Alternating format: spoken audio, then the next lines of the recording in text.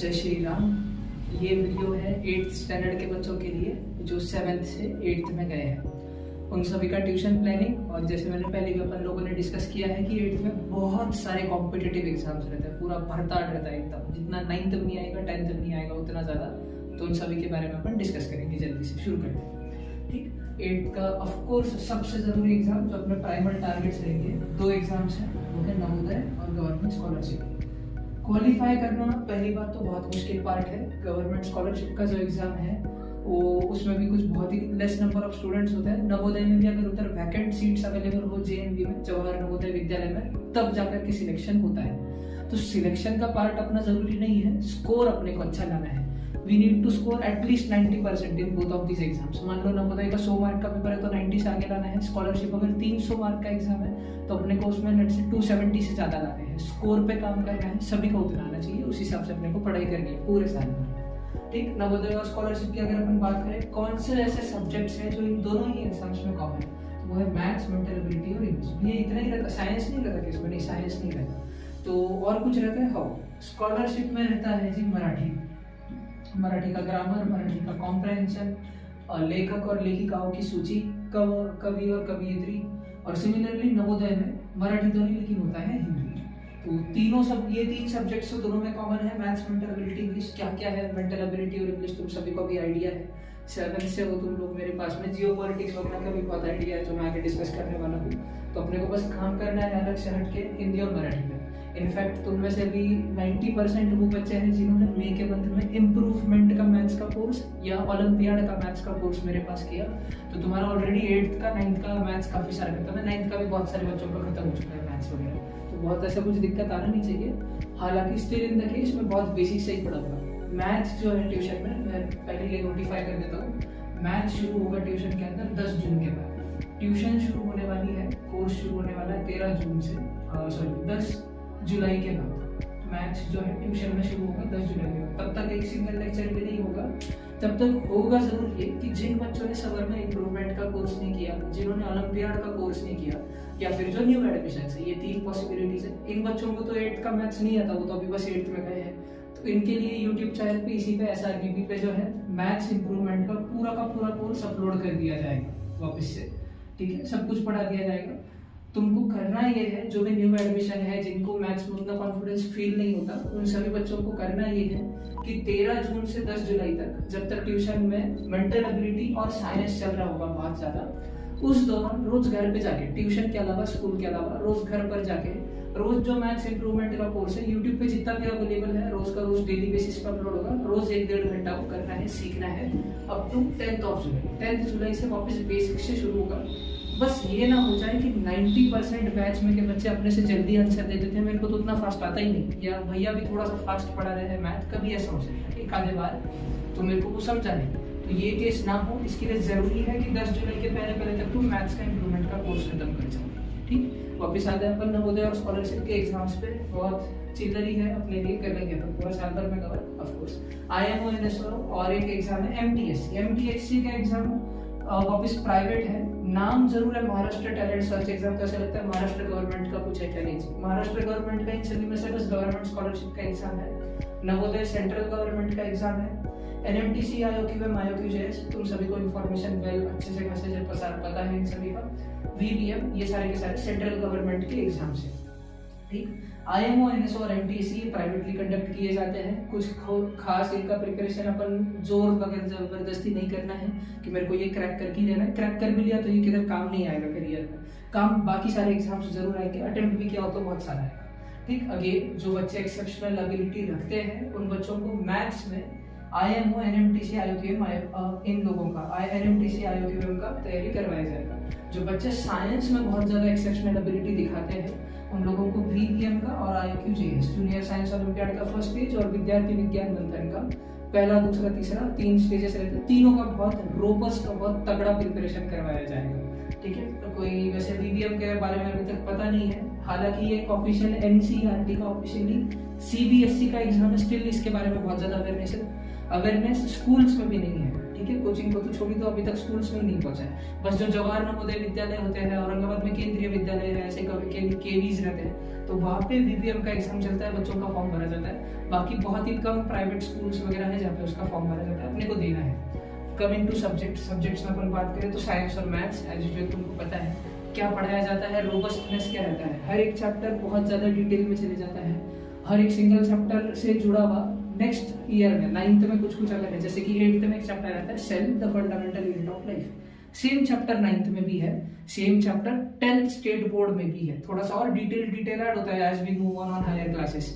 तो वो सारा हायर क्लासेस का सिलेबस वो पार्ट जो तुमको समझ जाएगा वो भी इधर ला लिया है, इसी सिलेबस में इंक्लूड कर दिया है। साइंस और मैथ्स का प्रिपरेशन ऑलरेडी अपना नेक्स्ट लेवल चले जाता है। तो स्कूल में तुम लोग अगर रहने वाले हो बहुत टारगेट नहीं रखना है, इस पर टारगेट तो और अच्छे एग्जाम्स पे रखना है, लेकिन दे दो तो वैसे ही स्कोर बहुत ज्यादा आने वाला है, अच्छा आने वाला है। और होपफुली अपन NSYM में लेवल 2 में भी चले जाए इस साल, तुम में से बहुत सारे बच्चे निकालते हैं। ठीक है, साइंस मैथ्स में क्या क्या प्रोवाइड होगा, NSO और IMO का अपन मटेरियल जरूर यूज करेंगे, अच्छा मिलता है MTG वगैरह का। ठीक है, तो क्या क्या है, 7th स्टैंडर्ड का जो लेवल 2 होता है NSO का या मैथ्स का, 7th का लेवल 1 नहीं, लेवल 1 तो फिर 7th स्टैंडर्ड ही हो गया, लेवल 2 यानी कि 8th का हो जाता है साइंस में, तो 7th का लेवल 2, 8th स्टैंडर्ड का लेवल 1 और लेवल 2 के NSO IMO के पेपर्स, टेस्ट सीरीज वगैरह वगैरह, रिसोर्सेस, और 9th स्टैंडर्ड के कुछ चुनिंदा चैप्टर 2 3 4 ऐसे चैप्टर जो तुमको आ जाएंगे। तो ये सारा का सारा मटेरियल होगा साइंस और मैथ का, ये ट्यूशन से ही प्रोवाइडेड है, अगेन कुछ बाहर से लेना है नहीं। तुम लोगों को जरूर खरीदना क्या है, तुम्हारा स्कूल का of course science text book रहेगा, CBSE के हो सभी के सभी बच्चे जो मेरे पास आते हैं, स्टेट बोर्ड के शायद तक कोई नहीं है।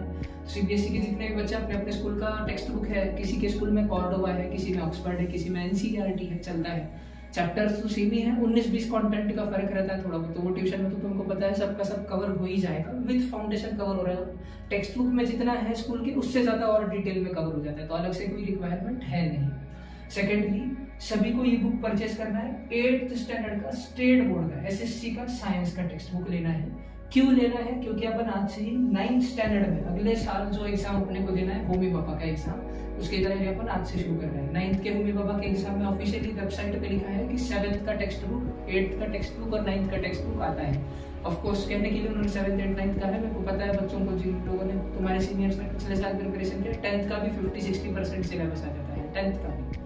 ठीक, तो अपने को एटलीस्ट अपन 8th का साइंस का, स्टेट बोर्ड का साइंस खत्म करें। अब स्टेट बोर्ड का साइंस और CBSE का साइंस अगर देखा जाए, स्टेट बोर्ड का इंफ्रास्ट्रक्चर उतना अच्छा नहीं रहता, लेकिन जो टेक्स्ट बुक का लेवल है वो CBSE से तो बेटर है। तुम लोग जब CBSE में 9th स्टैंडर्ड में जो चैप्टर्स पढ़ोगे, 50% of the chapter 8th state board के बच्चे पढ़ लेते हैं। स्टेट बोर्ड का टेक्स्ट बुक बढ़िया रहता है as compare to CBSE, open करेंगे। इसके अलावा तुमको और एक बुक परचेज करना है, 9th का NCERT साइंस, वो वाला टेक्स्ट बुक परचेज करना है। हाँ करेक्ट सुना, 9th NCERT साइंस। ठीक, इसके अलावा और एक है लास्टली, स्कॉलरशिप और नवोदय के लिए आता है, नवोदय वाला बुक नहीं लेना है, अभी सिर्फ स्कॉलरशिप वाला लेना है। और वो जल्दी से अपन, जैसे 13 जून से कोर्स शुरू होगा, उसको सिखा करके अपन जल्दी से जल्दी बुक रैप अप करने की कोशिश करेंगे। दैट इज 8th स्टैंडर्ड का नवनीत पब्लिकेशन का बुक आता है, 2 सेट ऑफ बुक्स आते हैं, एक आता है मेंटल एबिलिटी और आई गेस इंग्लिश रहता है, दूसरा आता है मैथ्स मराठी, 2 बुक्स आते हैं, 2 सेट ऑफ बुक्स स्कॉलरशिप के, वो खरीदना है। नवनीत पब्लिकेशन के स्कॉलरशिप के 2 गाइड आते हैं, वो लेना है। ठीक है, मेंटल एबिलिटी वो सब्जेक्ट भी तुम लोगों को पता है, स्टिल कोई नया बच्चा, कोई नए पेरेंट्स अगर देख रहे हो तो मैं एक बार बताता हूँ। मेंटल एबिलिटी वो सब्जेक्ट है जो आपके बच्चे का IQ दर्शाता है, बुद्धिमत्ता चाचनी। अगर आपने कोई भी स्पर्धा परीक्षा, कोई भी कॉम्पिटिटिव एग्जाम के बारे में सुन रखा हो, पता करके रखा हो, तो almost each and every competitive exam जो एक अच्छे एप्टीट्यूड लेवल का रहता है, उसमें ये सब्जेक्ट होता ही है। NTSC वगैरह 10th का लेकर के आगे 11th 12th में तो टेक्नोथलॉन रहता है, उधर तो यूज नहीं होता, लेकिन आगे क्लैट वगैरह में, AILET में, UPSC MPSC में ऑफ कोर्स ये सब्जेक्ट सारे जगह छाया हुआ है। तो बच्चों को, अभी बच्चे 8th में है, स्कॉलरशिप नवोदय में ये मेंटल एबिलिटी का सब्जेक्ट आता है, रिगरसली आता है, पहली बार स्कूली लाइफ में बहुत अच्छे से आता है। ठीक, इसका प्रिपरेशन अपन सेम उस लेवल पर करेंगे जो 10th NTSC का रहता है। 10th स्टैंडर्ड में ट्यूशन के बैच में जो वर्कशीट मिलेंगे, सेम वर्कशीट 8th में मिलेंगे, कोई डिफरेंस नहीं होगा।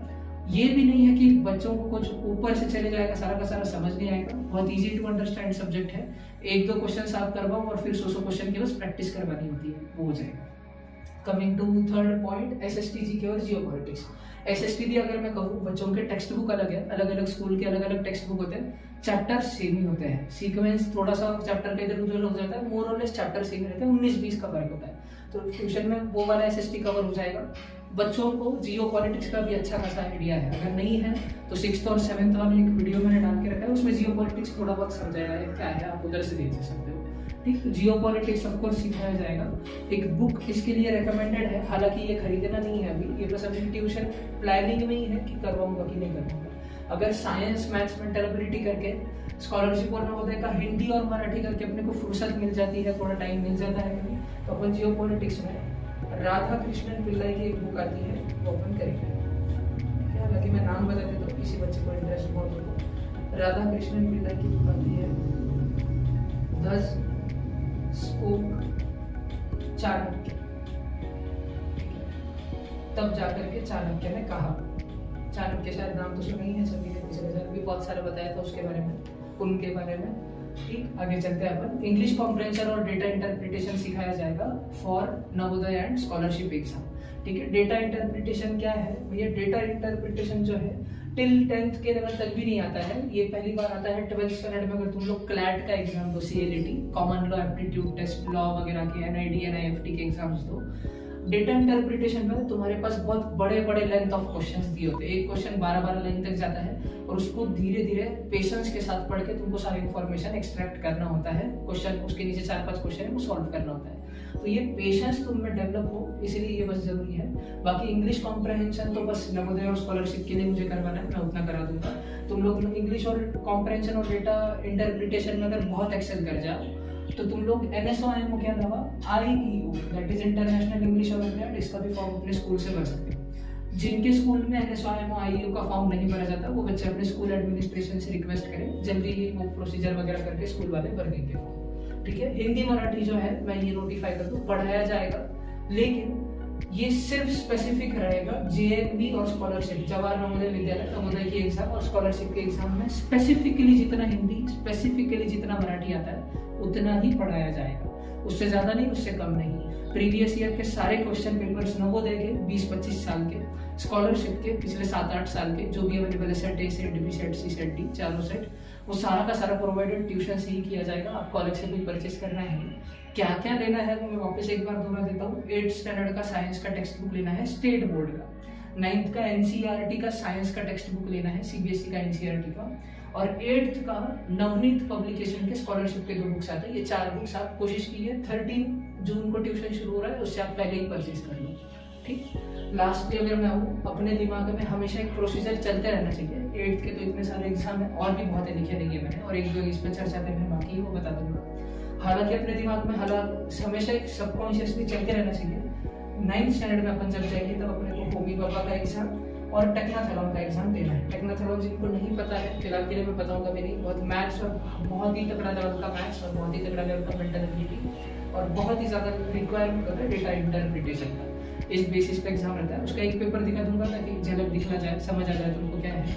ठीक है, बाकी होमी बाबा तो तुमको पता है, मोटे मोटे तौर पर साइंस वगैरह का एग्जाम है, उसका प्रिपरेशन अपन आज से ही शुरू कर रहे होंगे। ये सारे एग्जाम्स में अपने क्रैक हो जाए होपफुली, और तुम लोग को ये सारा कोर्स पसंद है। कोई न्यू एडमिशन अगर देख रहा है, बाकी बच्चे तो मुझे पहचानते हैं और उनको पता है क्या सिखाया जाता है क्या नहीं, स्टिल इन केस कोई न्यू एडमिशन अगर भी देख रहा है तो मेरा रिक्वेस्ट है कि आप शुरू का कम से कम 1 महीना अपने वार्ड को भेज करके देखिए, अपने बच्चे को भेज करके देखिए, उसके बाद डिसीजन लीजिए। प्लीज ये मत करिए कि अभी आप वीडियो देख रहे हैं, आपको कुछ डाउट वगैरह है और इस कारण आपने भेजा नहीं, आगे चल करके आपने 3-4 महीने बाद 2 महीने बाद अपने बच्चे को रैंडमली कोर्स में ज्वाइन करा दिया ट्यूशन में। प्लीज वो मत करिएगा, तब तक सिलेबस बहुत आगे निकल जाएगा, बच्चे को पूरा साल भर भी लग सकता है फिर कवर अप करने के लिए। तो अगर आपको कोई शंका है तो आप शुरू कर 1-2 महीना, शुरू का एटलीस्ट 1 महीना बच्चे को कोर्स करवा के देखिए। If he likes, if she likes तो कंटिन्यू करिए या फिर आप विड्रॉ कर लीजिए। थैंक यू एंड जय श्री राम।